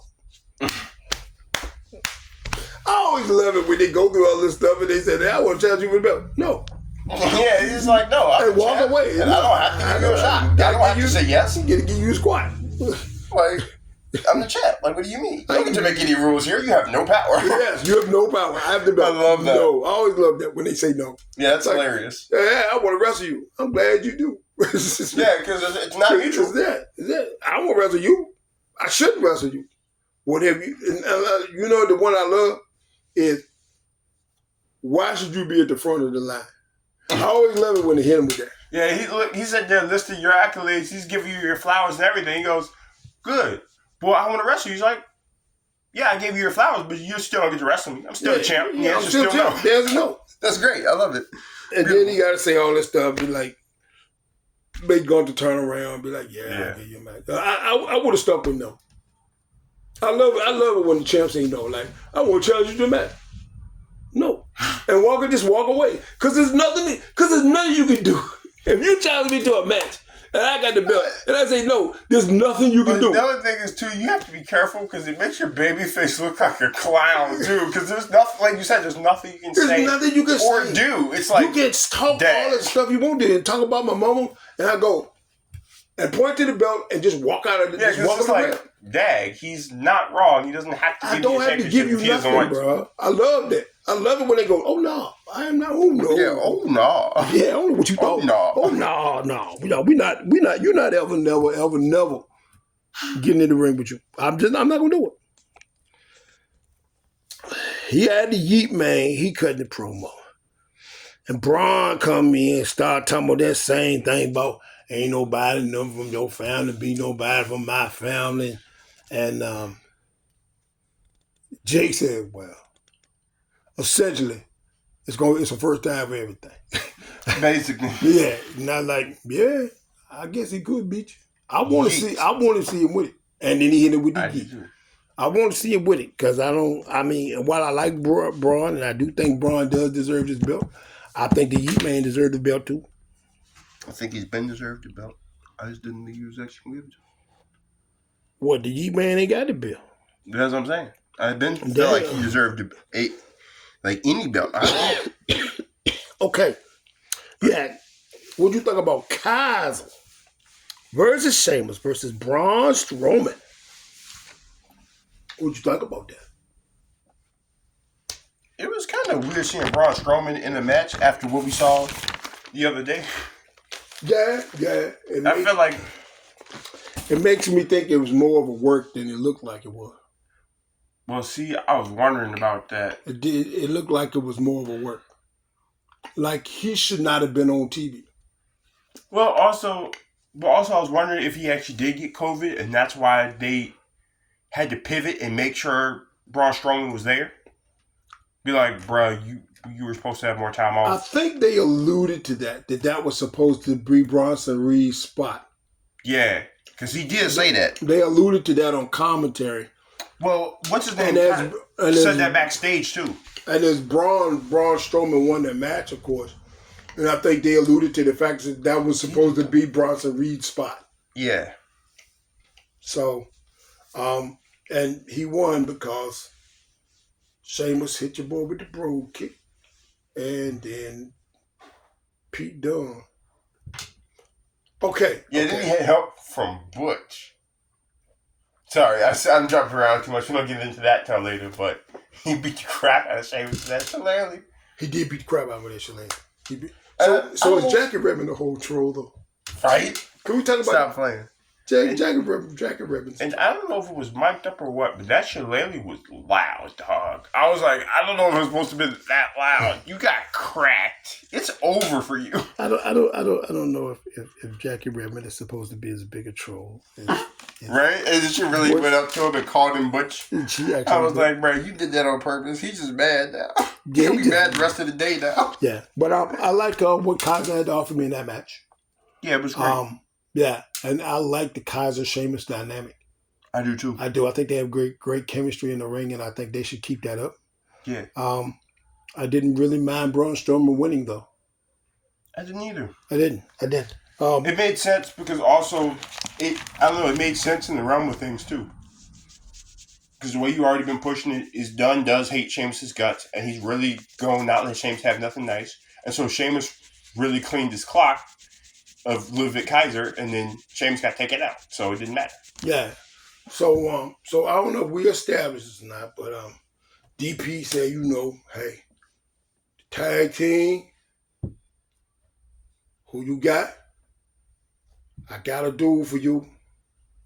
He said, well, what did he say? Did he say yes? No, he didn't say yes. Then what did he say? Yeet. Stop, Philip. So, Damian Priest said he can't know it, Jake. So we got history together. Jake said, hold up a minute, dog. He's like, I was you. And I respect you. I have no friends. I lost my family. And I kept it moving. Yeah. He said, so I respect you and yeet. And actually, I think he spoke Spanish to Damo, and Damo said yeet. Well, also he said he can't say no to mommy.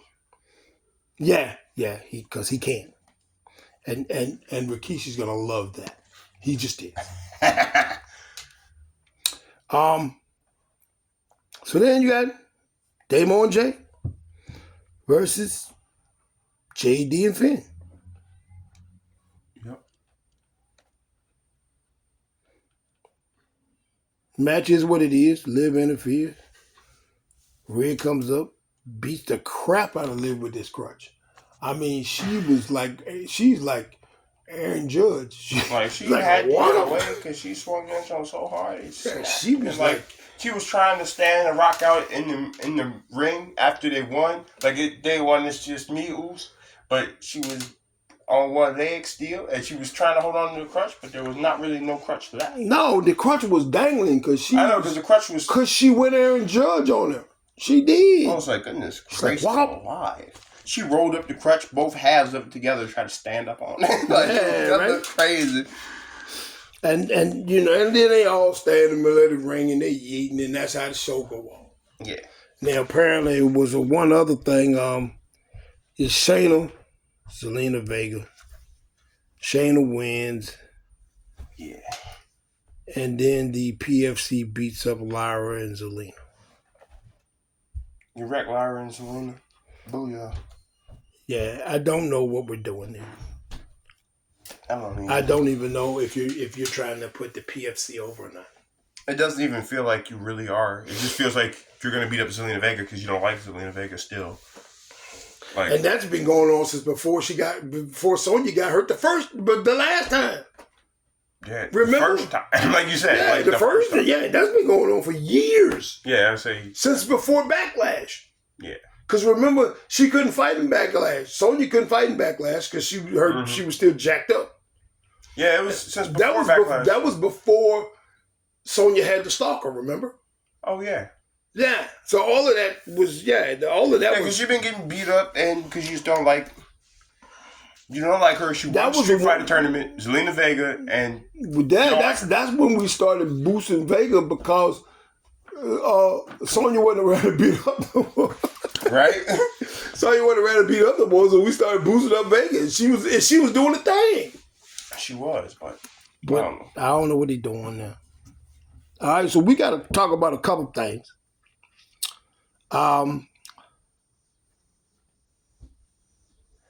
New broadcaster, Joe Tessitore. What you think of him? it was all right, man. Like I'm, you know me, I'm against change, so that's just how I'm gonna be. But he's actually all right. Well, he doesn't know the name of all the moves yet.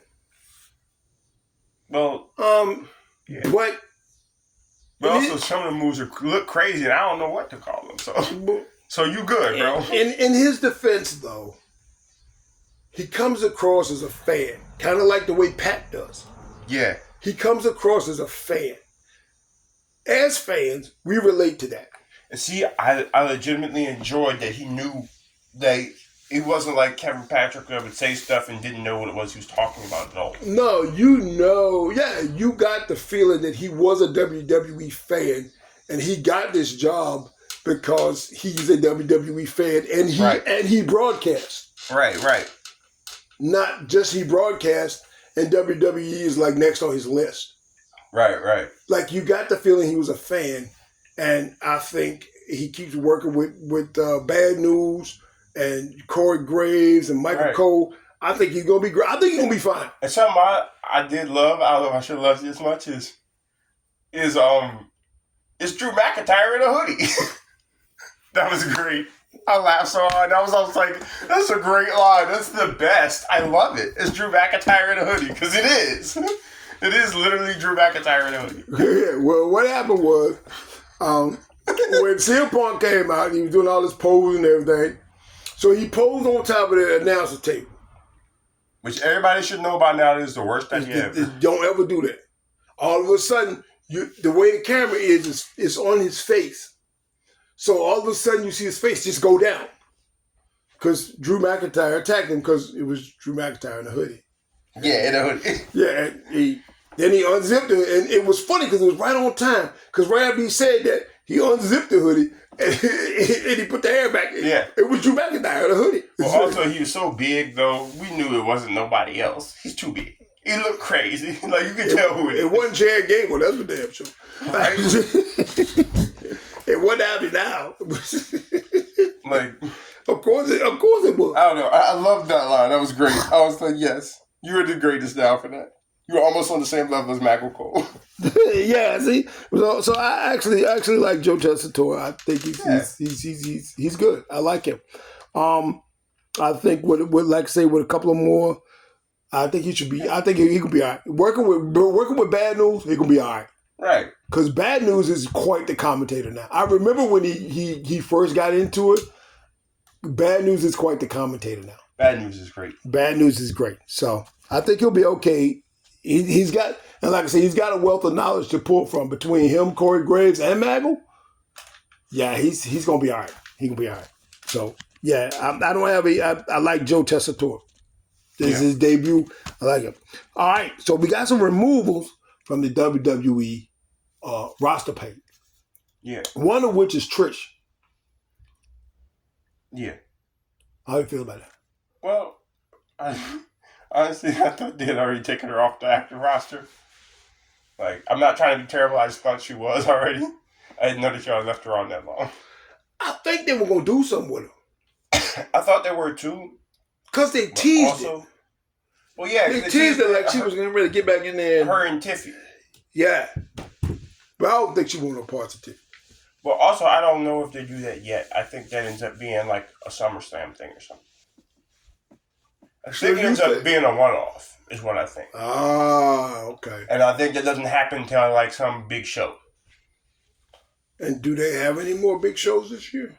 And see, I don't know that they really. So what? You got Royal Rumble. You got. See, but Royal Rumble is until next year, I think, right? But I think that's the next biggest show you got. I mean, the big four. You got Royal Rumble. You got WrestleMania. You got SummerSlam. Well, no, in between WrestleMania and Royal Rumble, you got Elimination Chamber. Do they still do Elimination Chamber now? Yeah, because that determines the other champion that they fight at. Mania. No, I wonder, do Right? we have to put King of the Ring in there now? Ooh, yeah. I think we might. The big five? You're losing the whole pay-per-view at the end of the year, so I don't know if it would hurt if you had 5 big shows instead of 4. Right. I don't know if the King of the Ring gets that kind of gets that kind of pop, but if you book it the way you book Nias, it can and it will. Right. Not Gunther's, just Nias. Facts. Factual. And is it any coincidence that both the King and Queen of the Ring now have the title belts? Nope, I don't think it is. I think that was a Trip thing all along. I think he wanted to go back to doing that. Well, you notice they changed the rules so you actually get a match at SummerSlam.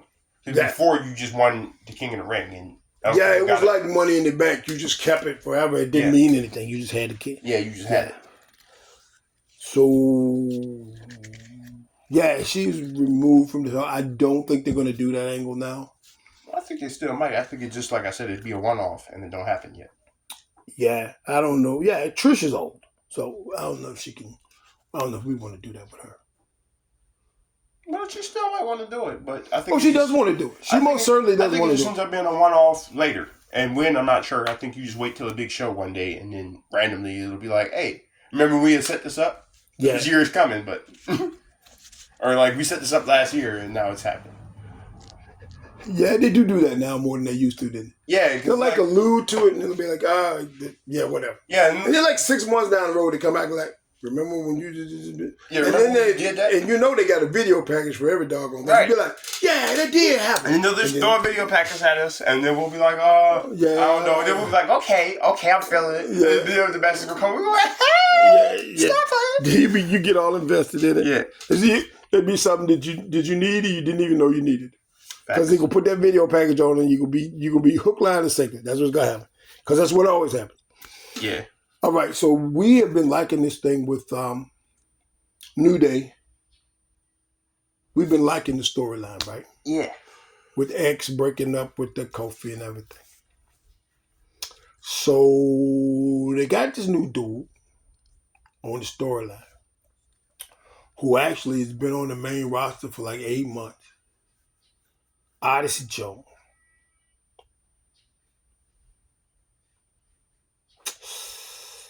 I don't even know where to go with this. I don't know where to start. Okay, so Odyssey Jones was not on Raw. And he wasn't on Raw last week. He hasn't been on a Raw for a little bit. They alluded to him, but he was not on the show. Yeah. Well, he has been removed from the WWE page and fired because of alleged domestic abuse allegations. Yes. And because Xavier Woods is a troll, somebody had put out the fact that Odyssey Jones wasn't around. And X tweeted, ain't got nothing to do with me. I was like, that's wild. That's a wild thing to say. But it's great. Yeah, he said, ain't got nothing to do with me. And I guess it didn't. But if you no longer see Odyssey Jones, this is why. He has been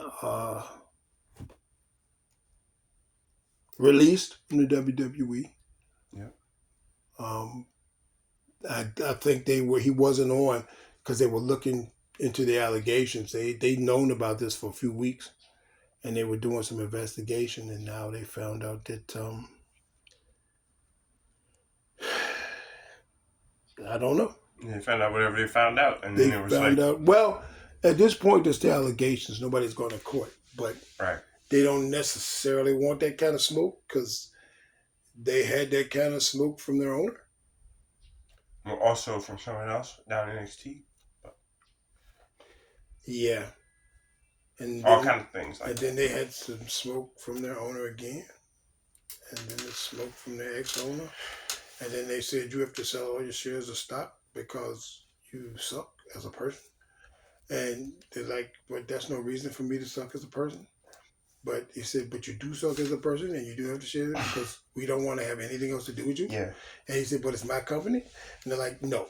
You're like, no, because you sold it to us. So, Well, no, he said you have to sell it. You don't sell it, we're suing you for those stocks. I'm like, okay then. Well, that's different. yeah, I never heard of that. I didn't know you could do that. I didn't either. But hey, Papa John doesn't run his company no more. That was like Shaq. And somebody else. He's on the. Yeah, he took actually Papa John's place on the board of directors. Yeah. Like, I don't understand how a company can have your name on it, but you're not. Well, who are you, Trump? You just gonna put your name on stuff and then. But unless you teach James, and they're like, take your name off. Yeah. Anyway, that's a different story. So that's an interesting tidbit. So I don't know where that story with the New Day is going now. Yeah, I don't either. I don't know if they're even going to refer to it. Yeah, I don't know if they are either. Like, sometimes they just let these things go. Right. Maybe that's best. I don't really know. I don't know, but sorry, Odyssey. Sorry you've been on the roster for 8 months and they just decided to use your big behind. But that's a different story. I mean, yeah. I mean, and time they use you, then all of a sudden you got domestic abuse allegations. But you know, I blame WWE because you could have got some work out of him before then. Had you known, you probably would have. That's what you did with the Great Khali when you know he had them bad knees. You went ahead, you hurried up and made him champion. No full well he was a crap wrestler and couldn't move around. But you said, we're going to get as much mileage out of him as we can. Y'all could have done it with Odyssey Jones. That's all I'm saying. Maybe that's why you'd be around longer. I don't know. I think they did. I'm almost sure they did because I think they incorporated him they was going ready to incorporate him into the main roster and make him a monster. But apparently he already is a monster. Potential. Allegedly. Yeah. And not the Beef Planet type of monster. Yeah, not the Beef Planet. But a different type of monster. All right, so we're going to do the one boot. We ran a little long today because we were talking about SmackDown. Also, I feel like didn't exist. Also, I feel like we should just start a Joe Hendry counter. I know we don't, but I don't care. I feel like I watched the NXT the other day. I said, did I watch Raw and somebody had the Joe Hendry head? I just wanted to say, like, say his name and he appears because I believe you believe in Joe Hendry. That's all it's on. I don't know if I believe in Joe Hendry as much as you. But you definitely do. Well, you probably don't, but you definitely believe in it. So the Joe Hendry counter is now at 1. I am not as unimpressed with him as I could be. Let's put it like that. But belief is a strong word. I don't know if I believe in Joe Hendry. Trick Williams believes in Joe Hendry. Yes. But I don't know if I do. Well, see, I feel like I like to see stuff like that in my wrestling too. I feel like that's cool, and it's like inside baseball, but not inside baseball too. And so that's why I feel like we should start the Joe Hendry counter, and it rolls up to 1 because we saw the Joe Hendry head on Raw. There was a Joe Hendry head on Raw. I want to say that there are Joe Hendry signs. There are Joe Hendry signs. Yeah. On Raw. There haven't been Joe Hendry signs the whole time. Apparently he is not in the only one in this Joe Hendry belief club. Apparently a lot of people believe in Joe Hendry. I currently am not one of them. But we're working on him. But I'm not saying that I couldn't be a convert. I'm just saying that right now, I do not believe in Joe Hendry. I derailed this real quick. But, I'm just saying, right now, I am not a believer in Joe Hendry. However, I have been converted on many things throughout the course of this podcast, things that I wasn't keen on. Alba Fire and Dawn, I like them now. I didn't like them at first. I'm already knowing. You actually had a triple threat match you liked. I saw one triple threat match I liked. It's still the only one I ever liked. The last one I saw I didn't like. Again, the last triple threat match wasn't even a triple threat match. It was like a one-on-one. So I don't even know what I was supposed to do with that. But I liked it better because it was a one-on-one match. I know you did. It's a triple threat match, but it's a one-on-one match. But yes, I'm not a fan of triple threat. I did see one I liked. It's the only one I've ever liked, and that's the only one I've ever seen that I will like because it's just, I know. And I don't know if I was always a fan of Bronson Reed, but probably that was because of the way they were booking him. Yeah, it was booking him kind of shaky and weird for a while. Yeah, and I love this version of Bronson. I don't like the COVID version. Yeah. Beat COVID Bronson. He can come back and beat up some more big people. We'll be here for you when you get back. We We're will wrestling be fans. Yes, we'll be here for you when you get back. We will. And we'll be waiting on you to jump off of something and crush somebody else. I don't know who you got left to crush. But Otis. Oh, I didn't think about Otis. Really? I didn't think about Otis. Otis is a given, though. They're both like the same size. All right, but can the American males recruit a Samoan? They are not the American made if they're Samoan, because he's not even American made, he's Australian made. I can't with you, corny, bro. And he's Samoan. Can you put a Samoan in American made? All right, I'm going to one boot now. I can't with you, bro. I can't. Or am I the one boot for suggesting it? Probably. I'm not even going. I'm just saying. Oh, well, it's WWE geology, so maybe you can get away with it. But it's also WWE geology and geography mixed, so we can definitely get away. Genealogy and geography mixed. Yeah, so we can definitely get away with it. That's a hell of a combo. Right? That's a combo right there. So we can definitely get away with it. But yeah, I guess you could make him Samoan and Mexican and American and Australian and from America. Australia from like Cleveland. Exactly. Yeah. And him and Logan Paul have the same hometown. Right. They grew up together. Yeah. That'll work. Which makes no sense, but it's fine. Yeah. That's right. It's fine. It's storytelling. It'll be okay. All right. All right. One boot. What you got? One boot. Strap match. The strap keeps coming off. That's goofy as possible. The strap is never supposed to come off until the match is over, and you're not supposed to be able to take it off until the match is over. That was goofy as possible. The strap match. They didn't take it off. It just kept coming. I know, off. but that's even worse. It needs to be the thing where you cinch it up or something then, so that doesn't happen. That's even worse. That was corny. I did not like it. And you had to put it back on in the middle of the match. It makes you look like a clown. It makes the ref look like a clown. It makes your company look like a clown. It makes the guy you're wrestling look like a clown. Don't do that. I'm sorry, that really made me tight, bro. That was really the corniest. I don't know if I was as upset about that as I could have been. I didn't like that, but I didn't really like the ending to the Sheamus. I mean, not to the Gunter Randy match. Yeah. I didn't really like that too much, and it was because I didn't feel that was also corny. I didn't feel like he should have submitted him.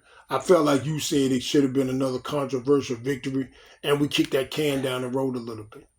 That's what I wanted. And I want to know who it is that they have on the roster that can really beat Gunter, or who they built up that can beat Gunter. Nobody. I don't want to see him end up like Cody. Potentially, maybe a Braun Breaker. We'll have to see. Unless Seth comes back. Well, Seth could just come back and take the belt. Seth would, and said that's something Seth would do. But also, it would fit, as a matter of fact, that's what he's going to do. He could. Seth is just going to show back up and have a match with Gunther and take the belt. And be like, ha ha ha ha ha. And Seth is going to be over, and it's going to be fine. Like, Seth is just going to show back up. And we still got some people that need to come back. We still got Miss Bliss, and we still got Charlotte. And still maybe a potentially returning Carmella. Yeah, all three of those. And Trish could come back. Yeah. So, yeah, the women's division, yeah, definitely. They got some people, like, we know for sure. Like, we know Charlotte is coming back. And then eventually Becky Lynch will come back as well. Yeah, then there's that. And probably a little bit down the road, but eventually Becky's coming back. Because how in the world you just going to be, you just going to leave the contract, but you're not going to sign with nobody else? You coming back. Your husband works for the company, you work for the company, you coming back. We both know you are. We already know. We already know. You coming back. So that's fine. Just have some time with the little Rollins.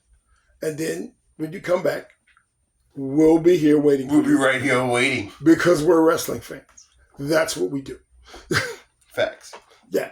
So that's the women's division, even though it's stacked and they don't have any idea how to book it. It's going to be more stacked here in a few months, probably. For sure. Because Charlotte should be back before the end of the year. Probably. And Charlotte's just going to show up. You know how Charlotte is, because that's what she's going to do. Or maybe they keep her off TV until they get a big reveal at a show or something. Oh, if she shows up, it's going to be at a pay-per-view. Yeah, they're going to be... It's just going to be, oh, surprise, it's the queen. Yeah, surprise, queen. Maybe she shows up against Nia. You want to be the queen? You want to step to the queen? Queen versus queen? I thought about that. We get that? I thought that probably might happen. And then she takes the belt from Nia. Because I can't... Actually, I think Tiffany's going to probably end up taking it from Nia. Yeah. But, okay, again, where the hell is Bayley at? Well, the one way this could really work, though, is if Nia is fighting the queen, and wins, or is about to win, and then gets cashed in on by Tiffany, and then loses the belt right there, just like that. Yeah, because she got to have somebody that's believable for her to take a whooping from. Yeah. And the queen could definitely pull that off. I don't feel like it's believable if she takes a whooping from Tiffany. I don't know. Maybe that's just me, but I don't feel like that's believable. I don't know. That's an awfully pretty moonsault. It is. It's a pretty moonsault. It's the world's prettiest moonsault. And it is pretty. It is. It's a pretty moonsault. But it's a pretty moonsault. But anyway. Yeah, I see that probably happening. Her and the queen. Because Tiffany's going to cash in on it. You already know. That's not a thing. Yeah, that's a given. Yeah. It's coming. I don't want to see it, but I do want to see it because I just want to see Charlotte. I just want to see it anyway. I just want to see the world burn. I just want to see Charlotte Flair. Yeah, Charlotte Flair. That's all I want to see because I love Charlotte. And I love Rick, and that's not cool to say. Because Rick, but see, the thing is, though, Rick is who we thought he was. Rick been doing this for years, but they ain't have social media. But they ain't have social media, so he couldn't get caught. But Rick been doing the same thing. Everybody talking about the plane ride from hell. Rick been doing the same thing for years. I'm not defending Rick. I'm just saying Rick hasn't really changed. That's all I'm saying. Rick has been Rick. Rick has been Rick for as long as Rick has been Rick. Maybe longer. But also, there's a lot of old stuff that there's a lot of older wrestlers who see some wild stuff that you ain't find out about until social media was a thing. Oh, really? You had, Captain Redneck Dick Murdoch. He was a whole KKK member. I was a whole KKK member, bro. Yes. Yeah, because Tony Atlas talks about him and Rock's dad. I don't know if y'all noticed or not, but they were the tag team champs. They were called the Soul Patrol, and they were the first black tag team champs. So before they were champs, he told them, he said, "Yeah, y'all," he said, "it's a party going on. Y'all need to go to this address." So it's gonna be women, it's gonna be drinks, whatever. They went to the party and they went to where Dick Murdoch told them we was gonna be at. And it was a Klan rally. And when they was like, wait a minute. So they rode with somebody and they told them to, just get down. They turned around. They drove away. They went back to Dick and said, why would you tell us to go to this place? It was a Klan rally. And he said, I didn't think y'all was going to go. But he was a whole card-carrying KKK member. Well, he had to be. He knew where the meetings were held. Then there's that. But at the same time, we should be surprised because his nickname was Captain Redneck. If you ever seen Dick Murdoch wrestle, which is actually Trevor Murdoch's dad. Yeah, I know. But that's Trevor Murdoch's dad. Anyway, look up Dick Murdoch. These are dudes that I used to grow up watching. Number one, Paul Orndorff, Dick Murdoch, Dick Slater, Paul Jones, Rivers Out Freight Train Jones, Ken Patera. I used to watch these guys wrestle. And a dude by the name of Sweet Ebony Diamond, who I found out later was Rocky Johnson. But he wore a mask, so you wouldn't have known. Yeah. But yeah, he was a dude named Sweet Ebony Diamond, and I remember watching him because he used to do the flippy dippy doo-dah stuff a lot. Yeah, that's hard. Yeah.